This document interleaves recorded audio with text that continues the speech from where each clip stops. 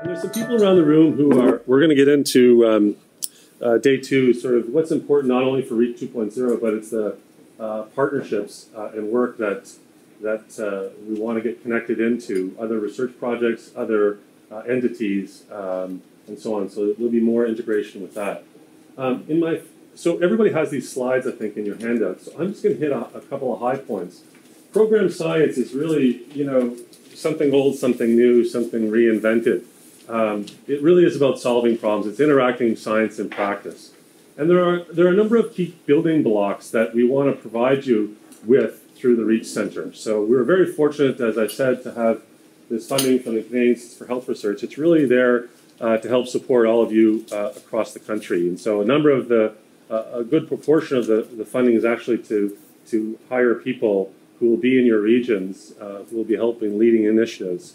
And those people will also be learning more about evaluation, other programmatic things that are going to bridge that science and practice. We have money for training we're going to hear about. Francisco and Kathy are going to talk with us tomorrow about some of their exciting things they want to do with the University Without Walls and where it's going to go. We also have funding. We're going to talk about modeling and knowledge synthesis. These are important cost effectiveness. These are important components of understanding of where we should act strategically and what kind of impacts we'd like to have. REACH 1.0, I think, was very effective with sort of organizing an approach to population health and health services. It was very helpful, I think, for getting funding in different projects in different regions across the country. But now we want to actually think about being more strategic. And so we've thought about REACH 2.0 in a way and to have the supports to think about, again, for your priorities, it's not to try to do everything, because we really can't do everything, but for REACH 2.0 to be very strategic about the kinds of things and the kinds of initiatives and impact that you want to have in your regions and in your communities. And so thinking through that lens and getting you to think about these sort of outcomes in 5 years, to dream big about what we can accomplish and really staying focused through that.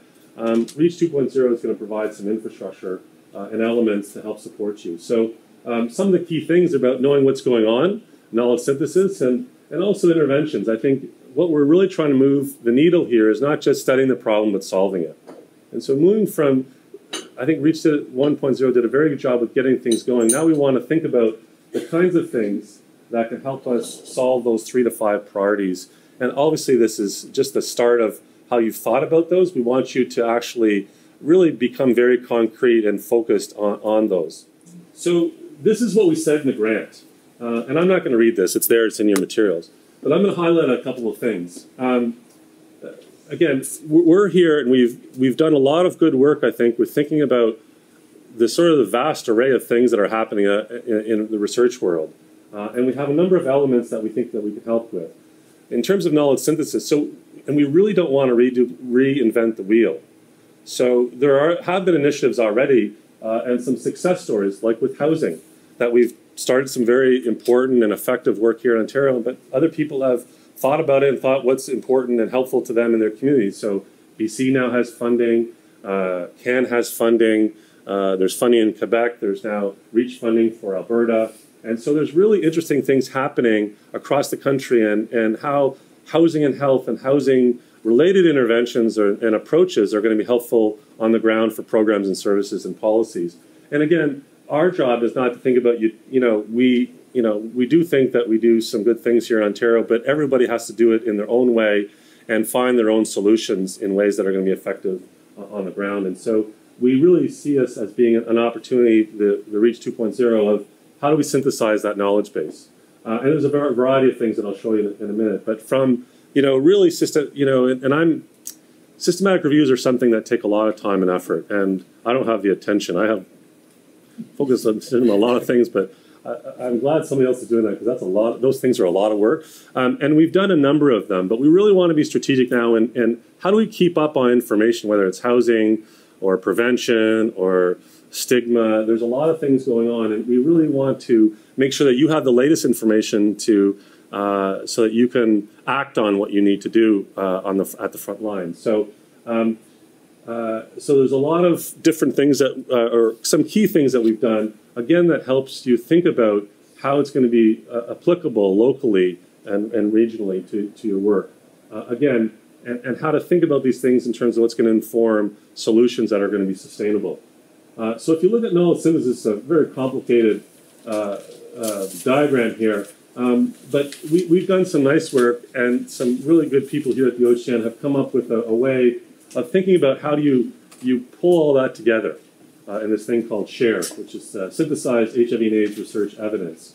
And there's lots of different things you can do with knowledge synthesis. The key thing here is that we recognize that we're going to be doing some reviews, but we also want ones that don't take a year. And we have these things called rapid reviews or rapid responses, which have been very effective, I think, for frontline agencies.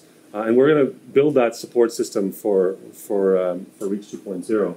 Again, it's putting the information in the hands of people that can use it. So it's frontline directors like Murray and others around the table, like Floyd, and thinking about how that information is going to be helpful. If we come up with interventions that are useful, can they be scaled up? Can they be implemented and scaled up in the real world? These are practical questions. I sit around the table doing reviews for large RCTs in the U.S. and great. Those are, you know, these studies show that some things are effective or have efficacy. You know, can they be implemented in the real world? Are they effective in the real world? And so these are questions I think where knowledge synthesis really can play out. So there's a database that's been created called SHARE that will bring in all of the systematic reviews from all over the world, from all the databases. So it's a sort of key source of information.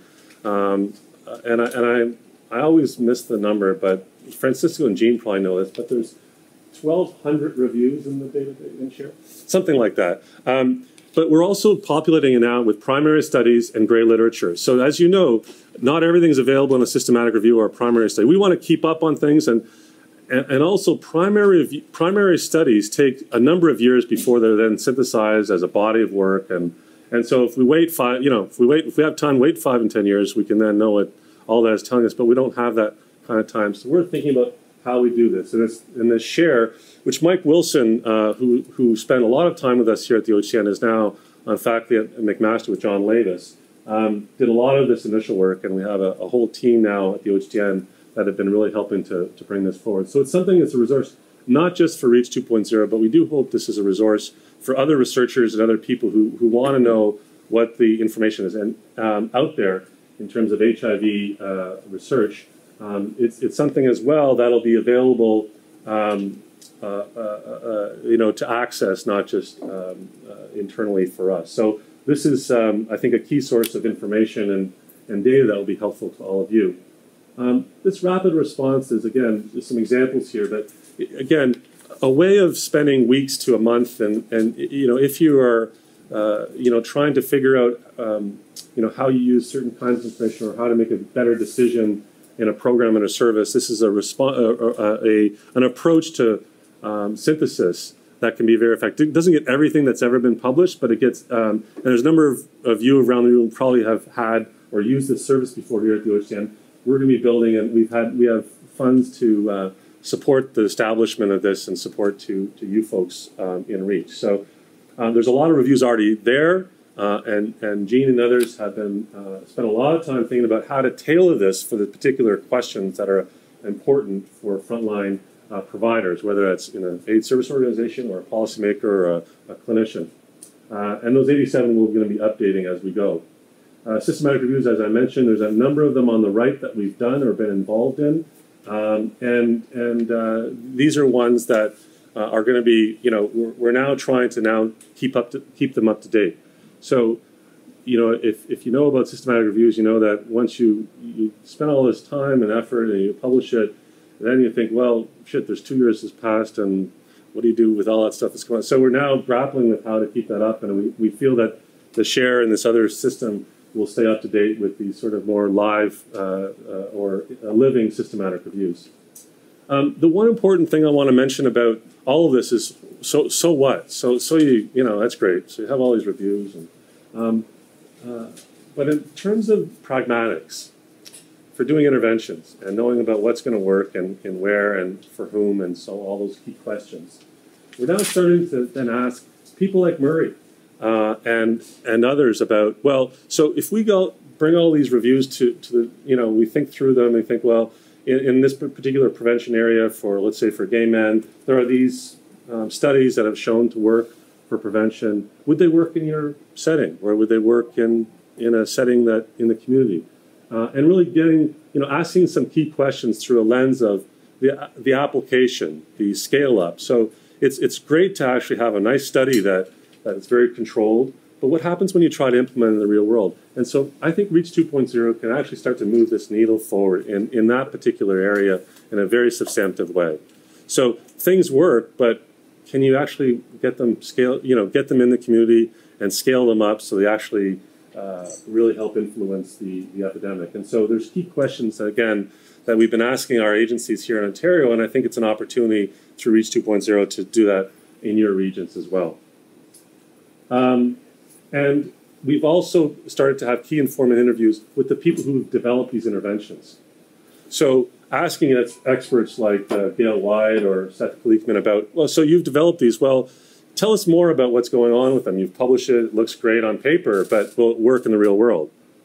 And so having those conversations, I think, is really important. And we're really connected to these people around the world. And they're always very, like most researchers, love to talk about their work. And so we have these, Jean and others here have had these really exciting conversations about, how do you, that's great, you have this study that worked and you published it and NIH invested millions of dollars, but, can we take that and then apply it? So those are the questions I think that we want to grapple with. And I think those conversations are going to be really very helpful in shaping how we think about what's going to work in our context, whether it's in Ontario or BC or out in St. John's, Newfoundland. So that's the knowledge synthesis piece. I'm going to stop there for a moment and see if there's any questions. But those are the kinds of services or supports that we have funding to start to provide.